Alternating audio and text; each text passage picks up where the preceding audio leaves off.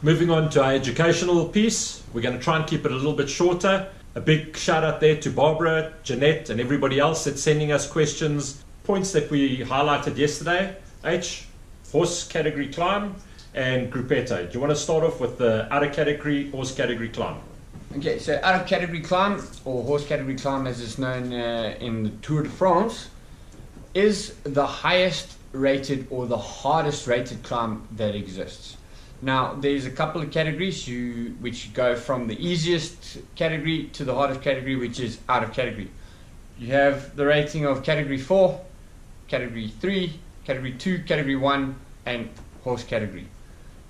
These categorized climbs would determine also in the King of the Mountains how much points are available. The most points are available on the hardest climbs, which are the out of category climbs.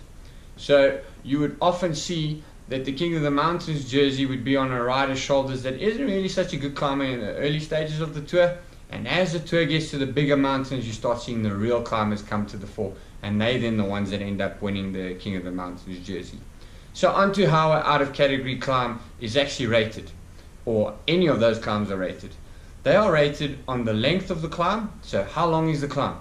The other thing that they take into consideration is how steep is it, what is the gradient of the climb, and what is the average of that gradient over that period of time that they're going uphill. Lastly, what is the elevation gain? So how much meters vertically do you gain going up that climb, and over what distance is it done, at what gradient. The more severe those three stats are, or the more severe those three measurements are, the higher categorized the climb becomes.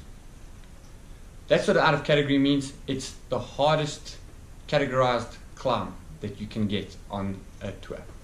Great explanation, H. And the TV cameras don't always do justice to these climbs, especially those out of category climbs. Have a look at the riders. Have a look how their cadence changes tomorrow when they're going up, even the Cat 1 climb. Have a look how many guys drop off and how quickly they drop off. Have a look at the amount of time that can be lost from the guy crossing the line to the guy in 10th position, and then you will start to understand how difficult those climbs are. They are really, really severe and very difficult climbs, and they pride themselves on being an out of category climb. Okay, the second item that was on our list last night was the gruppetto. Well, gruppetto, we see pom-pom girls, it's not that gruppetto. A gruppetto, also known as an autobus. What will happen tomorrow on your climbs, especially that last Cat 1 climb of the day, you'll find that if the racers stayed together until that stage, your big sprinters, your more powerful type domestiques, they're going to battle to stay with the skinny climbers, the GC riders. They will form a group, and they will make sure that that group rolls through, they all work together. There's a time limit that you have to cross the line, a percentage of the winning time. They will make sure that they all work together, they'll become mates, get to the finish so that they can avoid that cutoff. That is a gruppetto. Sometimes it forms far earlier in the stage. Tomorrow you can definitely see a gruppetto going up the Cat 1 climb with various team riders in it, trying to make sure that they avoid being eliminated. Okay, so there you go. The gruppetto is a whole big group of different teams and riders that all just band together and basically suffer up those climbs together. They don't suffer alone, luckily. There's a whole good vibe going on there. They look after each other, they get each other to the finish. It's a beautiful thing about the tour. I like it top. I've seen it now a couple of times. I'm not sure if you only have one, or if you've got some big sponsorship deal with these guys and you have like a whole closet full of them. But what is Cannondale? Well, that's a great question. Let's start by telling you I have a number of these tops in my cupboard, so they do get washed every day. I've got mates at Cannondale who think that I'm an absolute celeb on YouTube, and because of our thousands and thousands of followers, I don't know why you haven't got one yet, but I've got lots of these tops. Cannondale. Cannondale is a bike brand. Cannondale is a team. They do sponsor a team in the Tour de France. Cannondale, very interesting. It was started in a small factory. Across the road from the factory was the Cannondale, or the Cannon rail station. Just up the road from the rail station was a public telephone booth, ticky box, and these guys didn't have phones in their little warehouse. They used to have to go up the road to go and use the public phone. On the public phone there was a big sign, a big cannon, and on top of the cannon was written Dale. So across the road from the Cannon station, at the tiki box, a big sign with a cannon with Dale on top of it, and they decided to combine the two, and that's where the name Cannondale comes from. So Cannondale comes from Cannondale. Easy. So I'm quite impressed with our South Africans in the tour at the moment. We've got four South Africans that are taking part in the tour. I think that's actually a record at the moment.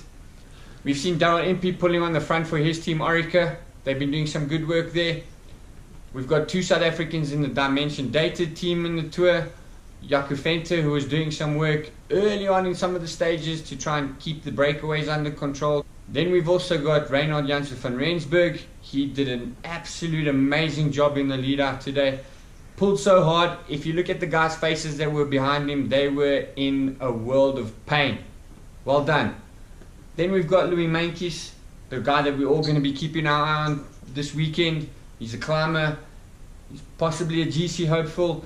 So, 4 South Africans in the tour. What do you think about that, Tony? I think that's awesome. Definitely a record. But I saw a 5th South African in the tour. In the bunch. 5. I saw another one.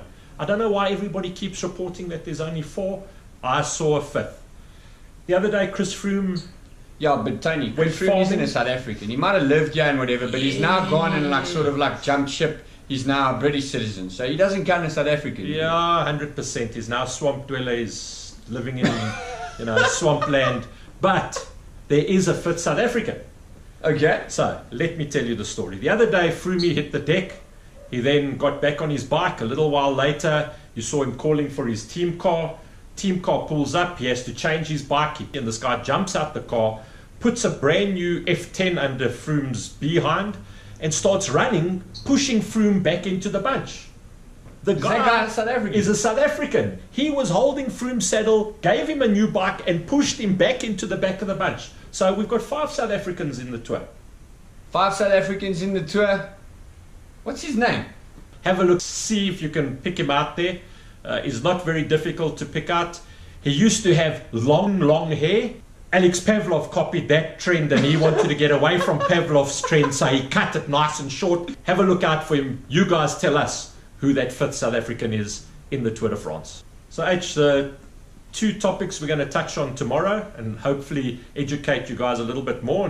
Why is it that we see a rider like Chris at the end of every stage sits there on a trainer and he cools down, and what about the rest of his team? What about the rest of the riders in the tour? What happens to them?